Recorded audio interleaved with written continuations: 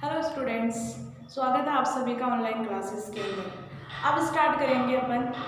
पहले अपन ने एक मेथड देख लिया था, यानी कि एमिनो एसिड्स का उनके पेप्टाइड बंध का निर्धारण करने के लिए एक मेथड तो अपन ने देख लिया। नेक्स्ट मेथड है अपना एडमिन मेथड, है ना। एडमिन मेथड में क्या करेंगे अपन, पहले फेनिल आइसोसाइनाइड की रिएक्शन करवाएंगे बेस की प्रेजेंस में एमिनो एसिड्स के साथ। एमिनो एसिड्स के साथ करवाने के बाद फिर इसे एसिड की प्रेजेंस में रिएक्शंस करवाएंगे। ओके,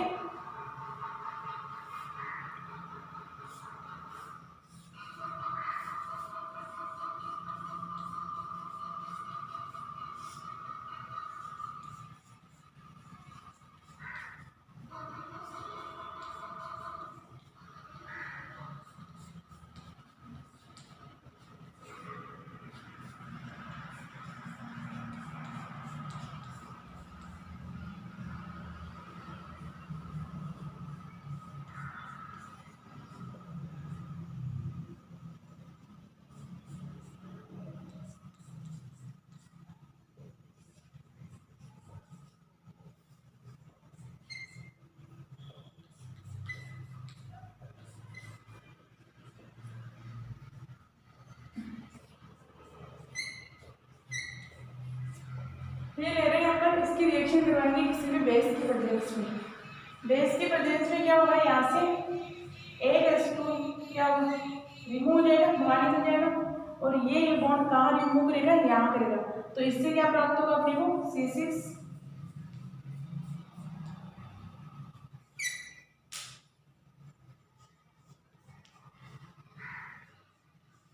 पॉजिटिव चार्ज, और यहाँ जाएगा माइनस चार्ज, तो ये ऐड हो जाएगा यहाँ S।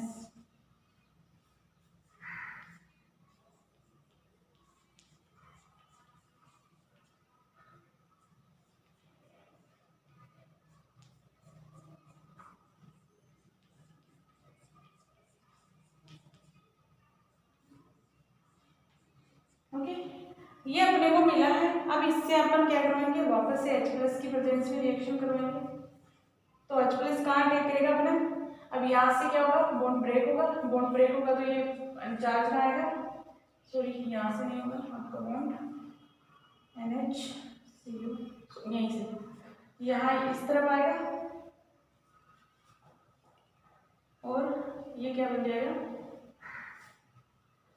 यहाँ प्लस चार्ज आ जाएगा आपका, और यहाँ प्लस चार्ज आ जाएगा आपका, और यहाँ माइनस चार्ज है। तो ये क्या होगा, एक दूसरे से बॉन्ड बना लेंगे, और ये H+ यहाँ क्या अटैक कर देगा। तो ये क्या होगा अपना NH2 CH R++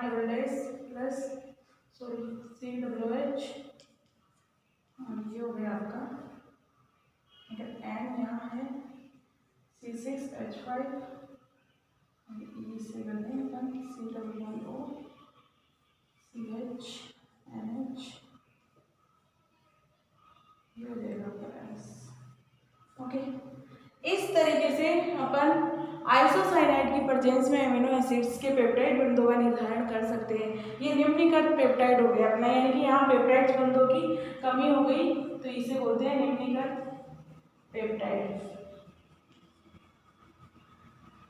ओके, देखो अपन ने क्या किया, एडमिन मेथड के अंदर, इसके अंदर अपन ने फेनिल आइसोसाइनाइड लिया। फेनिल आइसोसाइनाइड की अपन ने डाइपेप्टाइड के साथ रिएक्शन करवाई है ना, है डाइपेप्टाइड अपना, ये अपना डाइपेप्टाइड है। डाइपेप्टाइड के साथ रिएक्शन करवाई किसी भी बेस की प्रेजेंस में। जब बेस की प्रेजेंस में रिएक्शन करवाई तो इसमें से क्या हुआ, यहाँ से H+ मिला, जो OH- के साथ मिलकर के अपना H2 बन गया। H2 बनने के बाद में ये क्या हुआ, यहाँ माइनस चार्ज है एक भी। अब यहाँ से अपन ने H+ की प्रेजेंस में, यानी कि किसी एसिड की प्रेजेंस में रिएक्शन करवाई, तो वो क्या होगा, यहाँ से बॉन्ड क्या होगा, सबसे ज्यादा इलेक्ट्रोनेगेटिविटी कौन है, नाइट्रोजन। तो नाइट्रोजन की तरफ अपना बॉन्ड मूव करेगा, और इसमें माइनस चार्ज आ जाएगा, और इसमें प्लस चार्ज आएगा। अब यहाँ माइनस चार्ज है आपके पास, यहाँ प्लस है, तो ये रिंग बन सकती है। तो अपन ने क्या किया, रिंग बना ली इसकी, और जो अपने पास ये NH था उसके पास माइनस चार्ज था, तो ये H+ यहाँ क्रिया करके उससे एमिनो एसिड्स प्राप्त हो गया। तो इस तरीके से एमिनो एसिड्स के पेप्टाइड बंधों का निर्धारण किया जाता है। आपके केवल 2 मेथड थे जिसमें कोई भी रिएक्शंस कहाँ हो रही थी, केवल एमीन ग्रुप पे हो रही थी। अब देखेंगे अपन कार्बोक्सिलिक समूह पे कोई भी, यानी कि एन टर्मिनल पर तो अपन ने देख लिया पेप्टाइड बंधों का निर्धारण कर लिया एन टर्मिनल से। अब देखेंगे कार्बन टर्मिनल पर पेप्टाइड बंधों का निर्धारण किस तरीके से किया जाता है। ओके,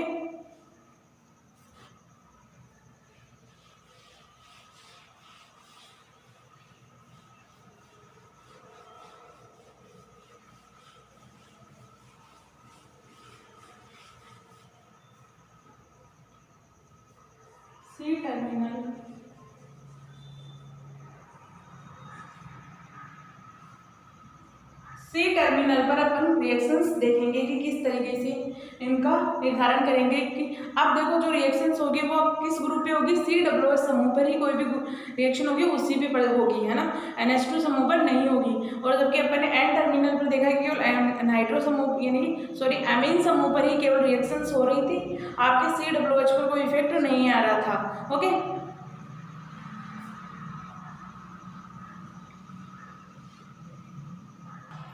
सी टर्मिनल पर आपके दो तरीके से रिएक्शन होगी। फर्स्ट रिएक्शन आपके हाइड्रोजन की प्रेजेंस में होगी, यानी कि अपन हाइड्रोजन की प्रेजेंस में रिएक्शन करवाएंगे। दूसरी करवाएंगे अपन लिथियम एल्यूमिनियम हाइड्राइड की प्रेजेंस में रिएक्शन।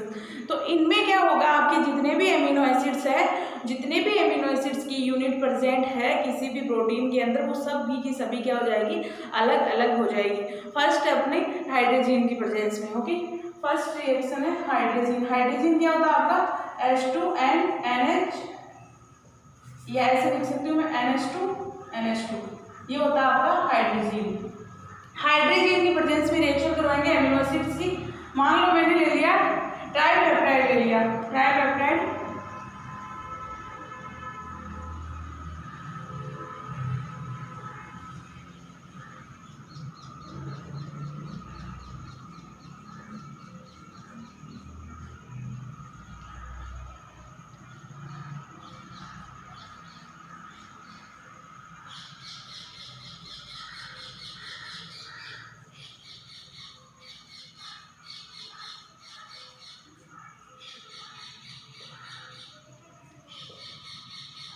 ये है मेरा ट्राइपेप्टाइड, यानी कि एक आपकी पेप्टाइड बॉन्ड तो ये हो गया और दूसरा ये हो गया।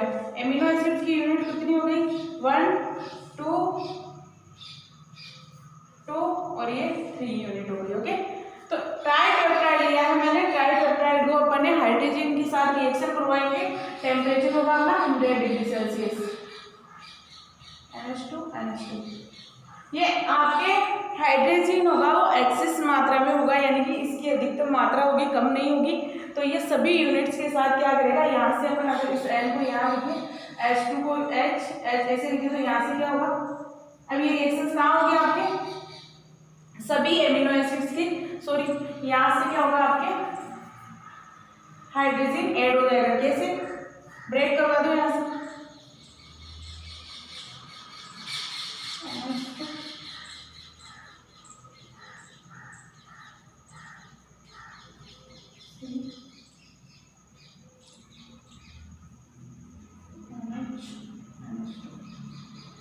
ओके, इस तरीके से ब्रेक हो जाएगा आपके यहाँ से, और इसमें आपके फिर से NH2 मिल जाएगा और ये फिर से H R dash double dash C double bond O NH NH2। जो एक H यहाँ से बाहर निकला वो इसी के साथ बॉन्ड बना लेता है ना, यहाँ NH2 की वापस वैलेंसी कंप्लीट हो जाएगी। फिर से अपने पास NH2 H R triple dash और ये हो गया NH NH2।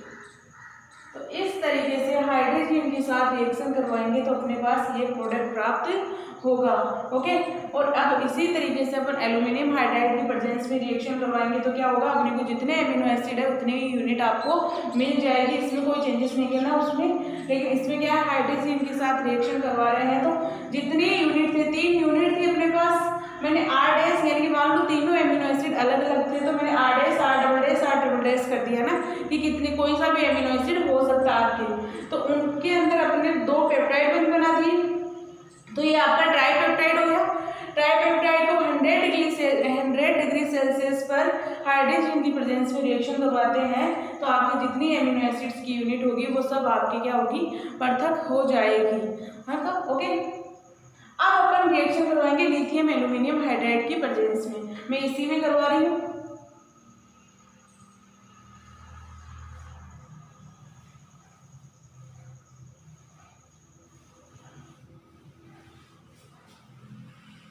ये एमिनो एसिड ले रही हूँ और इसी के अंदर मैं रिएक्शन करवा रही हूँ लिथियम एल्यूमिनियम हाइड्राइड की प्रेजेंस में। ओके, तो LiLH4 की प्रेजेंस में रिएक्शन करवाते हैं तो क्या हो जाता है, केवल यहाँ OH आ जाएगा और यहाँ OH आ जाएगा आपके वापस से, और यहाँ हो जाएगा COOH आ जाएगा। तो इस तरीके से जितने एमिनो एसिड थे उसमें भी क्या होगा, आपका पृथक हो जाएंगे। लेकिन वो हाइड्रोजन एमिनो एसिड हाइड्रोजन बनेगा, उसमें हाइड्रोजन की प्रेजेंस में रिएक्शन करवाएंगे। लेकिन इसमें क्या होगा, जितने एमिनो एसिड थे वो आपके पूर्ण अवस्था के अंदर प्राप्त होंगे, जितना उनका फॉर्मूला है वो सब कंप्लीट, उसमें कोई भी मिक्सचर नहीं प्राप्त होगा, है ना। तो ये क्या होगा कि लिथियम एल्यूमिनियम हाइड्राइड की प्रेजेंस में अपने को हाइड्रोजन मिल रहे हैं, उससे ये एक्सिस की मात्रा में है, एक्सिस की मात्रा में है तो अपने जितने एमिनो एसिड्स की यूनिट थी वो प्राप्त हो जाती है। तो अपन ने एमिनो एसिड में पेप्टाइड्स बॉन्ड का डिटर्मिनेशन करने के लिए अलग अलग मेथड देखे। एक तो देखा अपन ने एन टर्मिनल पर, एक देखा अपन ने सी टर्मिनल पर। एन टर्मिनल पर आपके दो मेथड होते हैं, सेंगर मेथड और दूसरा था आपके एडमिन मेथड, है ना। तो दोनों मेथड कंप्लीट हो गए, दोनों बहुत ईजी थे। नेक्स्ट था अपना सी टर्मिनल पर, कार्बन टर्मिनल पर, यानी कि अपना अब रिएक्शन कहाँ होगी, आपके COOH समूह पर ही रिएक्शन होगी। तो इसमें दो मेथड इसमें थे। फर्स्ट मेथड में अपन ने हाइड्रोजन के साथ रिएक्शन करवाई और सेकंड मेथड में अपन ने लिथियम एल्यूमिनियम हाइड्राइड की प्रेजेंस में रिएक्शन करवाई, है ना।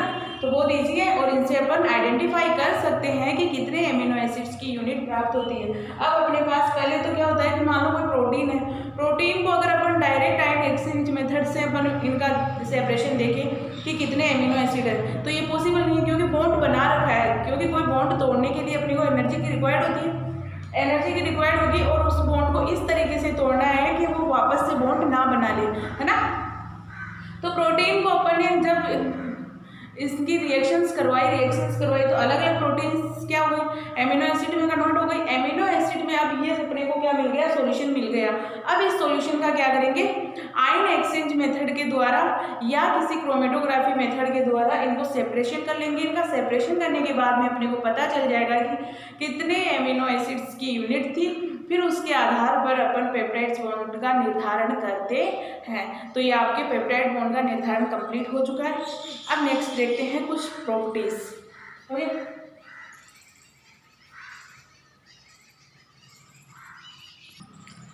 अब अपन देखेंगे प्रोटीन के बारे में। अपन ने पेप्टाइड बॉन्ड देख लिया, पेप्टाइड बॉन्ड से अपन ने देख लिया कि एक चेन को अपन प्रोटीन कहते हैं। तो प्रोटीन होती क्या है, कहाँ यूजेस है वो देखेंगे। यूजेस तो क्या है, सभी जगह है, जीवन का आधार ही प्रोटीन है। अब प्रोटीन के बारे में पढ़ेंगे, प्रोटीन के बारे में देखेंगे कि प्रोटीन होती क्या है। देखो अपने डेली जीवन के अंदर, यानी कि जो अपनी जीवनचर्या है, इसके अंदर प्रोटीन का बहुत ही महत्व है।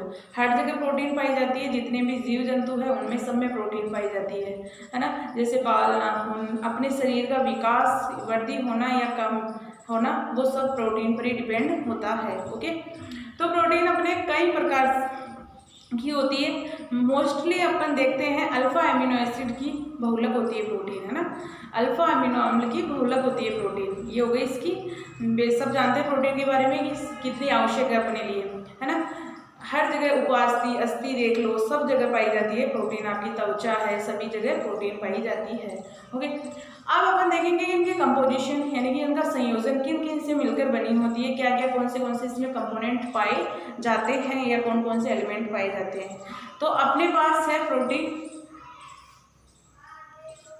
प्रोटीन के अंदर पाया जाता है आपके नाइट्रोजन कंटेनिंग प्रोटीन तो होती है, साथ में होता है कार्बन, सल्फर, फास्फोरस, ऑक्सीजन। ये इसके कंपोनेंट होते हैं। अलग अलग प्रतिशत के आधार पर इन्हें देखा जाता है ना।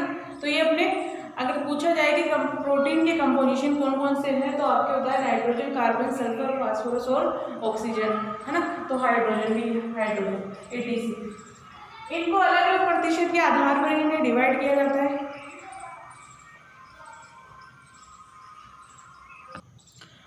आपके प्रोटीन के कंपोजिशन में अपन ने देखा कि क्या क्या पाया जाता है। नाइट्रोजन पाया जाता है, सल्फर पाया जाता है, फास्फोरस पाया जाता है, ऑक्सीजन पाया जाता है और हाइड्रोजन पाया जाता है ना, ये पाए जाते हैं। इनके प्रतिशत के आधार पर अपन इन्हें डिवाइड करते हैं। देखो कार्बन आपकी कितना पाया जाता है, 45 से 55% पाया जाता है, और आपके हाइड्रोजन 5 से 6% पाया जाता है, ऑक्सीजन 12 से 30% पाया जाता है और नाइट्रोजन 10 से 32% पाया जाता है। सल्फर आपके 0.2 से 0.3% पाया जाता है। अगर फास्फोरस देखा जाए तो 0.1 से 1% पाया जाता है एमिनो एसिड्स के अंदर। इसका मोलिकुलर मास देखा जाए, यानी कि इसका अणुभार देखा जाए तो अणुभार होता है 10,000 से भी अधिक होता है। ओके, तो ये होता है अपने प्रोटीन के कंपोजिशन। अब अपन देखेंगे इसके अंदर और क्या क्या पाए जाते हैं। कई बार प्रोटीन्स में देखा गया है कि इसके अंदर जैसे आयरन, कॉपर, आयोडीन भी पाया जाता है ना। आयरन, कॉपर और आयोडीन ये सब आपने देखे हैं कहाँ पाए जाते हैं। अपने कॉपर देखा आपने, सॉरी आयरन देखा अपन ने हीमोग्लोबिन के अंदर। ग्लोबिन एक प्रोटीन ही है, ग्लोबिन से अटैच होता है आपका आयरन। तो इसी तरीके से अपन इन्हें डिवाइड कर सकते हैं कि ये भी इनमें कई बार पाया जाता है। आयोडीन भी पाई जाती है, या तो ये हो सकता है कि ये कॉम्प्लेक्स के रूप में पाई जाए। कॉम्प्लेक्स पॉसिबल है क्योंकि कॉम्प्लेक्स भी तो बना सकते हैं ना। एमिनो एसिड्स के अंदर दो प्रकार के दाता समूह होते हैं इसके अंदर, यानी कि लिगेंड्स का अगर लिगेंड्स की प्रॉपर्टी देखा है। कॉम्प्लेक्स किसे कहते हैं, जो उसको डोनर यानी कि कोई लिगेंड आके किसी भी मेटल पे अटैच हो जाए उसे अपन कॉम्प्लेक्स कहते हैं, जो स्टेबल होता है अदर कंपाउंड की तुलना में। तो अपने पास जब अपन ने एमिनो एसिड्स में देखा तो क्या था अपने पास, यहाँ मान लो ये H था और ये NH2 था और ये COOH माइनस कर दें इसे। तो यहाँ से एक तो आपको दाता समूह मिल सकता है और एक आपके क्या है, नाइट्रोजन में 2 लोन पेयर है तो ये मिल सकता है। देखो इस जो आपके लोन पेयर से अगर बॉन्ड बन रहा है तो उस बॉन्ड को ऊपर एरो से रिप्रेजेंट करेंगे, क्योंकि वहां अगर उस बॉन्ड में देखा जाए तो इलेक्ट्रॉन कितने हैं, 2 हैं, दोनों ही किसके हैं, लोन पेयर के हैं। जबकि इससे क्या दर्शाएंगे, इसमें भी दोनों ऑक्सीजन के ही है, लेकिन इसमें क्या होगा, इसका न्यूट्रलाइज कर रहा होगा ना, तो इसे केवल नॉर्मल बॉन्ड की तरह ही रिप्रेजेंट करते हैं। ओके, जैसे अपन ने किस तरीके से NH3 की रिएक्शन करवाई H+ की प्रेजेंस में, तो ये क्या होगा अपना H+, इसके पास कोई इलेक्ट्रॉन नहीं है, तो इस इलेक्ट्रॉन नहीं है तो इसकी रिएक्शन किस तरीके से होगी, NH3 फिर एरो का निशान बनाएंगे अपने पास, क्योंकि अपने पास दोनों इलेक्ट्रॉन किससे जा रहे हैं, नाइट्रोजन के लोन पेयर जा रहे हैं, तो इसे अपन H से रिप्रेजेंट, ये आपका क्या हो जाता है, कोऑर्डिनेट बॉन्ड हो जाता है, कोऑर्डिनेटेड बॉन्ड। ओके, इसे कहते हैं अपन कोऑर्डिनेट बॉन्ड, जिसके अंदर दोनों इलेक्ट्रॉन एक ही स्पीसीज से प्रेजेंट हो। कई बार ये होता है कि इसमें केवल माइनस चार्ज है तो ये बना लेगा बॉन्ड, लेकिन ये बॉन्ड क्या होगा, इसे न्यूट्रलाइज कर देगा स्पीसीज को। अभी ये चार्ज अगर ऐसा होता है केवल इसमें, मान लो मैंने ऑक्सीजन, ये ऑक्सीजन माइनस चार्ज, इसके पास लोन पेयर है, तो ये दोनों थोड़ी पार्टिसिपेट करेंगे। पहले क्या चाहेगा, ये अपना चार्ज हटाना चाहेगा, चार्ज हटाने के बाद में नॉन बॉन्डिंग इलेक्ट्रॉन यूज होंगे किसी भी कॉम्प्लेक्स फॉर्मेशन के लिए। अब ये अपना कंपोजिशन हो गया। अब देखेंगे अपन प्रोटीन्स का क्लासिफिकेशन की किस प्रकार से प्रोटीन का क्लासिफिकेशन किया जा सकता है। आपके प्रोटीन का क्लासिफिकेशन अलग अलग बेसिस पर किया जाता है। फर्स्ट है आपका उसके गुणों के आधार पर।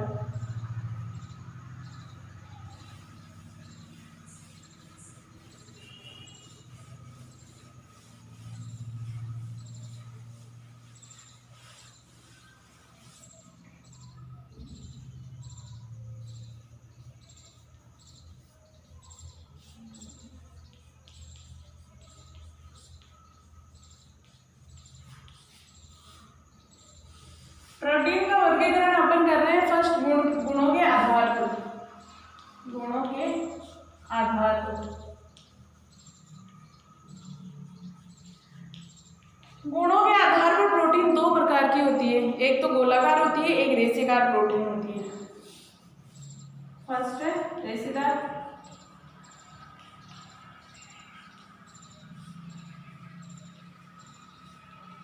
और सेकेंड है आपकी गोलाकार।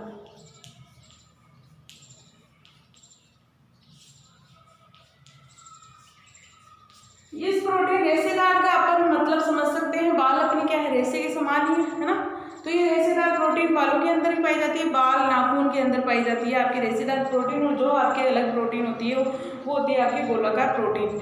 रेशेदार प्रोटीन के अपने पास अगर इनकी प्रॉपर्टी देखी जाए, अपन गुणों के बेसिस पर देख रहे हैं तो क्या देखेंगे, इनकी सॉल्युबिलिटी वगैरह देखेंगे।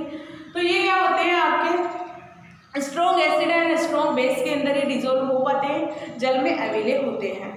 तो फर्स्ट है जल में अवेले, ओके, किसमें डिजोल्व होंगे, strong acid and strong base में।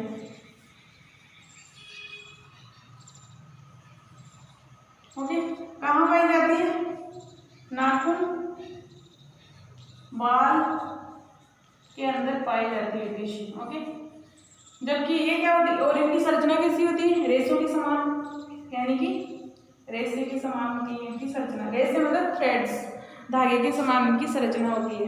गोलाकार प्रोटीन के नाम से होता है कि कुछ डॉट डॉट होंगे, है ना, तो इसे गोलाकार प्रोटीन कहते हैं। जल में क्या होती है, विले होगी, और ये डाइल्यूट एसिड एंड बेस में डिजोल्व हो जाएगी इजीली।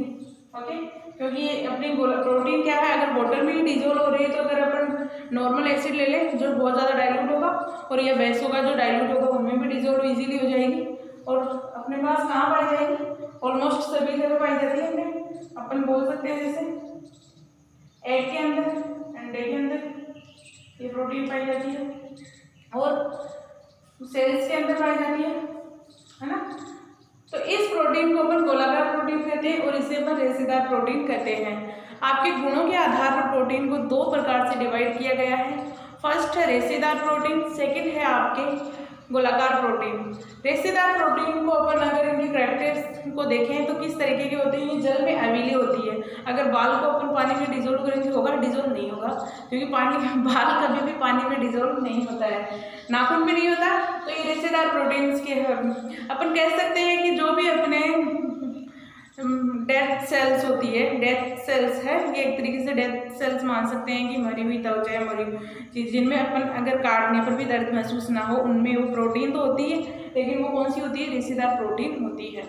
तो रेशेदार प्रोटीन जल में अवेले होगी, strong acid and strong base में डिजोल्व हो जाएगी। मान लो अपन बाल को अपन किसी में डिजोल्व करें, स्ट्रॉन्ग एसिड में डिजोल्व करते हैं, H2SO4 में डिजोल्व करते हैं, डिजोल्व हो जाएगा। क्योंकि अगर H2SO4 को स्ट्रॉन्ग एसिड है अपना H2SO4, अगर अपन त्वचा पर भी तो गिरा लेंगे तो त्वचा ही जल जाएगी, तो बाल क्या चीज़ है ना। तो ये उसमें डिजोल्व हो जाती है। नाखून कौन कौन सी हो गई, नाखून बाल के अंदर पाई जाती है, और इनकी संरचना रेशों की समान होती है, यानी कि धागों की समान होती है। ओके, इस तरीके से अमीनो एसिड्स की यूनिट जुड़ी हुई होगी, जबकि गोलाकार प्रोटीन में क्या होगी, डॉट डॉट डॉट डॉट बने हुए होंगे आपके। ओके, तो ये जल में विलय हो जाती है, इजीली जल में डिजोल्व हो जाती है, आपके डाइल्यूट एसिड और डाइल्यूट बेस में भी डिजोल्व हो जाती है। मोस्टली कहाँ पाई जाती है, जीव द्रव्य प्लाज्मा पाया जाता है ना, उसके अंदर भी आपके गोलाकार प्रोटीन ही पाई जाती है। ओके, तो इस तरीके से अपन ने प्रोटीन का वर्गीकरण गुणों के आधार पर किया। अब नेक्स्ट देखेंगे अपन प्रोटीन का क्लासिफिकेशन, जो अपना किसके बेसिस पे होगा, उसके संगठन के आधार पर देखेंगे किस तरीके से इनका संगठन होता है। संगठन मतलब कि एमिनो एसिड्स की यूनिट किस तरीके से जुड़ी हुई है, एमिनो एसिड क्या सीधी श्रृंखला में जुड़े हुए हैं, क्या ब्रांच के अंदर जुड़े हुए हैं, है ना। तो उस आधार पर अपन एमिनो एसिड्स को वर्गीकरण करेंगे। ओके, अब अपन देखेंगे संगठन के आधार पर प्रोटीन का वर्गीकरण। ओके, मैं मिटा देती हूँ। 3 प्रकार का होता है आपके संगठन के आधार पर प्रोटीन का क्लासिफिकेशन। नाम से ही पता चल रहा है संगठन का मतलब क्या होता है, कि अगर संगठन मतलब कि मान लो समान यूनिट्स हो, किसी के अंदर दूसरी डिफरेंट यूनिट्स आ जाए। फर्स्ट है अपना संगठन के आधार पर,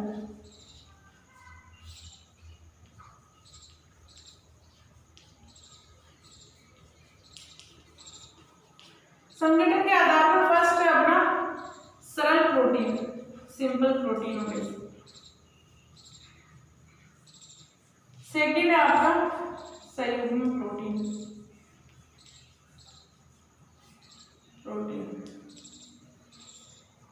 और थर्ड आपकी व्युत्पन्न या डेरिवेटिव जिसे कहा जाता है व्युत्पन्न प्रोटीन।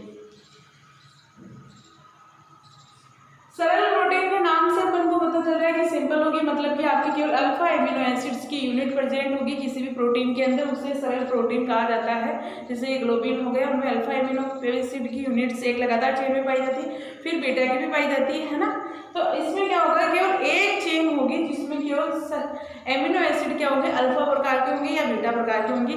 अलग अलग प्रकार के एमिनो एसिड्स इसमें प्राप्त नहीं होंगे। मतलब अलग अलग प्रकार से मेरा मतलब ये नहीं है कि ग्लोबिन के अंदर केवल लाइसिन ही पाया जाएगा, पाए सब जाएंगे, लेकिन प्रकार उनका केवल कौन सा होगा, अल्फा एमिनो एसिड्स का, है ना।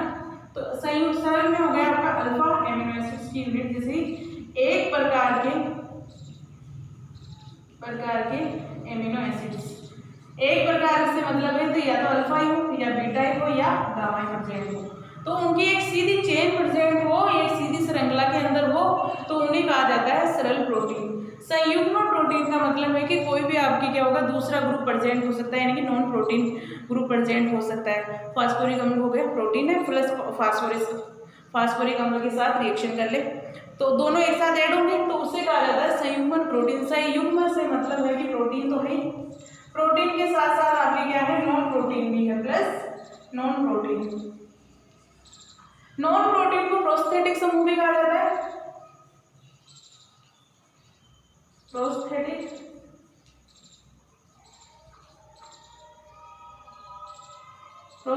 समूह।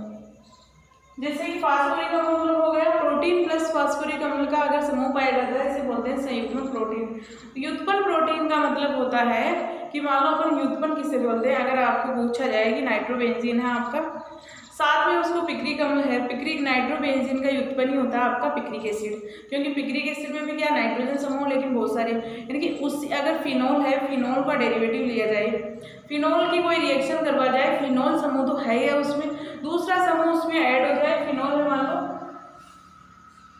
ये फिनोल है OH, इसकी रिएक्शन करवा जाए Br की प्रेजेंस में, Br की प्रेजेंस में, तो क्या हो जाएगा, यहाँ मान लो यहाँ Br ऐड हो जाएगी, Br। तो इस कंडीशन में अपन बोलेंगे इसका डेरिवेटिव है ना। तो ये डेरिवेटिव देखेंगे अपन, संयुग्मन प्रोटीन का रिएक्शन करवाएंगे किसी भी प्रेजेंस में तो उनके डेरिवेटिव बनेंगे, प्रोटीन ही होगी लेकिन उनके डेरिवेटिव होंगे, उनके साथ कोई दूसरा ग्रुप और ऐड होगा जिसे कहा जाता है व्युत्पन्न प्रोटीन। ओके, तो अपने संगठन के आधार पर 3 प्रकार की प्रोटीन होती है, फर्स्ट है सरल, संयुग्मन और लास्ट है अपनी व्युत्पन्न प्रोटीन। सरल प्रोटीन नॉर्मल प्रोटीन्स होगी जो आपके या तो अल्फा एमिनो एसिड्स की यूनिट होगी या बीटा एमिनो एसिड्स की यूनिट होगी, और सेकंड संयुग्मन प्रोटीन यानी कि तो इसमें कौन सा कोई दूसरा समूह पाया जाएगा, यानी कि प्रोस्थेटिक समूह प्लस प्रोटीन समूह को अगर मिला दिया जाए तो इसे बोलते हैं संयुग्मन समूह। और व्युत्पन्न प्रोटीन अगर संयुग्मन प्रोटीन की कोई दूसरे ग्रुप के साथ रिएक्शन करवा जाए जो आपका प्रोटीन नहीं है तो उसे कहा जाता है व्युत्पन्न प्रोटीन। ओके, तो ये अपना क्लासिफिकेशन हो गया। अब नेक्स्ट क्लास में देखेंगे इसका क्लासिफिकेशन और रह रहा है थोड़ा, वो और देखेंगे। तो 2 प्रकार के 2 बेसिस के आधार पर जो अपन ने क्लासिफिकेशन कर लिया, नेक्स्ट क्लास में देखेंगे। ओके।